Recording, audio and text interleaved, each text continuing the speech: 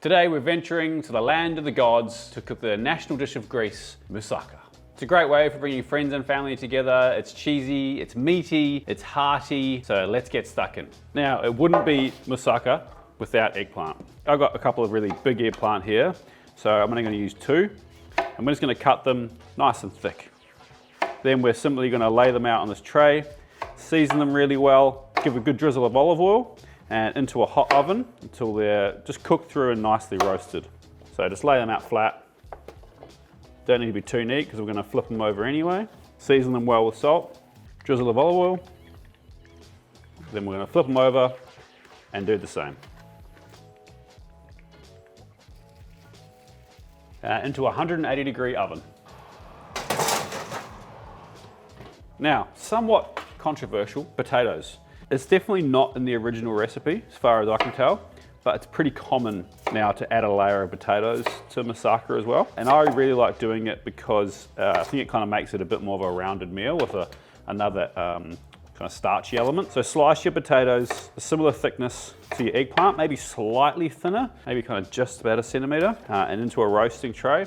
We'll do the same as with the eggplant, drizzle with a good amount of oil, season them with salt, flip them, same on the other side, and then into that same 180-degree oven that the eggplant's in. Time for the meat. I have a kilo of lamb mince here. Use whatever mince you want. Then all we're going to do to flavour this, it's nothing too complicated. We're going to have a bit of diced onion, we're going to have some garlic, a little bit of dried thyme, bay leaf, a cinnamon stick, some red wine, and tomato. So large pot over a medium-high heat.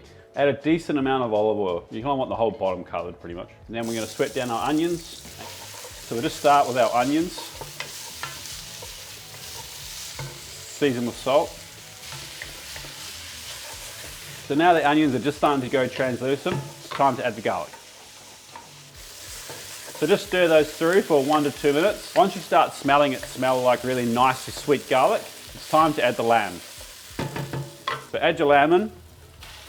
And start breaking that up with your spoon.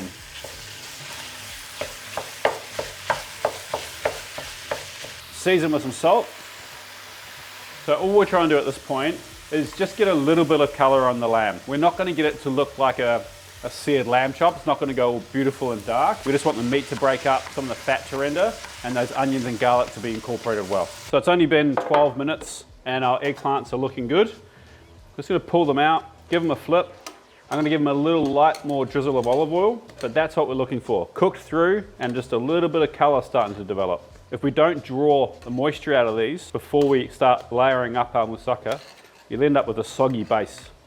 No one likes a soggy base, do they, Mitchell? Just a little bit more olive oil. Back in the oven. So this is starting to look good. Getting really nice separation of all that mince. Colour's starting to change well.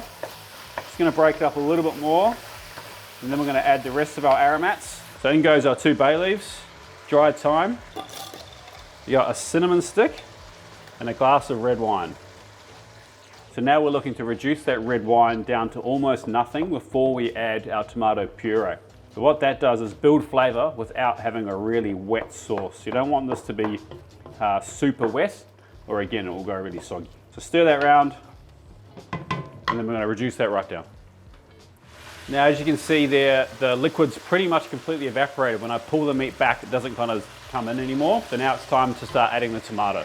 So tomato passata and tomato paste. So we're just going to stir that through, and then you just want to reduce that a bit more so that those flavors get nice and rich, and the sauce consistency is a bit thicker, and then we're good to go. All right, our eggplants have been there for sort of 22, 23 minutes in total. So we're going to pull them out and put them on a wire rack. And the reason we put them on a wire rack is just so that they have airflow underneath them and they don't go soggy. So spuds, quick flip, and they can go back in. These potatoes are good now. So same with the aubergine, onto a wire rack to cool a bit. So our aubergine, or eggplant, and potato are done. Our sauce is doing its thing on the back. Time to make our bechamel. So I'm just using parmesan. There is a Greek cheese that's commonly used. It's pretty uncommon in this part of Australia. I'm sure if I was in Melbourne or Sydney, I could probably find it, but if you can't find it, then parmesan is a good alternative. You just want like a hard white cheese. So we're gonna grate this, and then we'll make a simple white sauce. We'll mix through 2/3 of this cheese, and we'll leave a third for the top, and that'll be the top layer to our moussaka. So to a pretty large saucepan, over a medium-high heat, add your butter, and let that melt.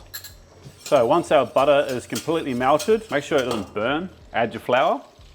You're gonna whisk this, and cook this roux out until it starts to smell like cookies or cooked flour. You really want to make sure you cook your roux out. You just start adding milk to it now. It can often taste grainy or a little bit like raw flour. Okay, now I'm happy that that roux is cooked out enough. Start adding our milk. We're going to add it in 3 parts. So add a third, give it a whisk. Once it gets too thick, add another third. And the last part. I like to add another bay leaf into that, and then we'll season it once we've added all the cheese, so we know exactly how much salt's in there.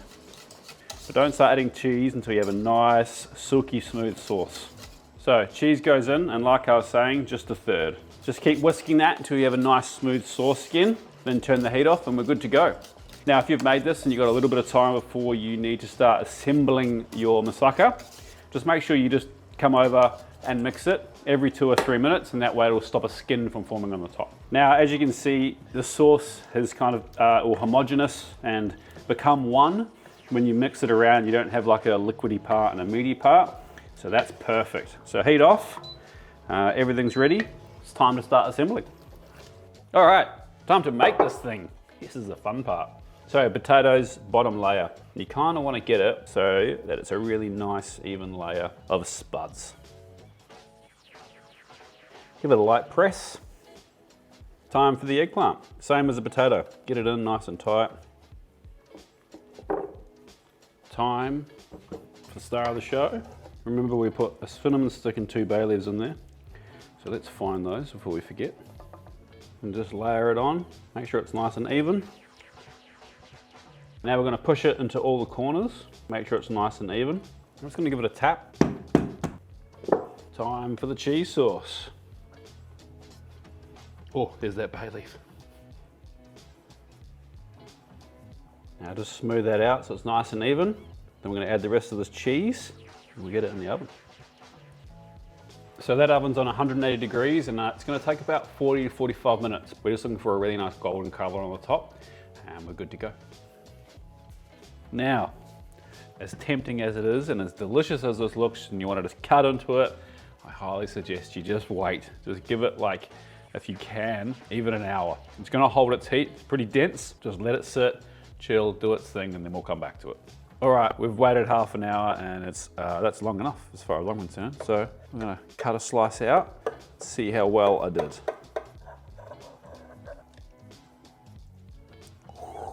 There it is.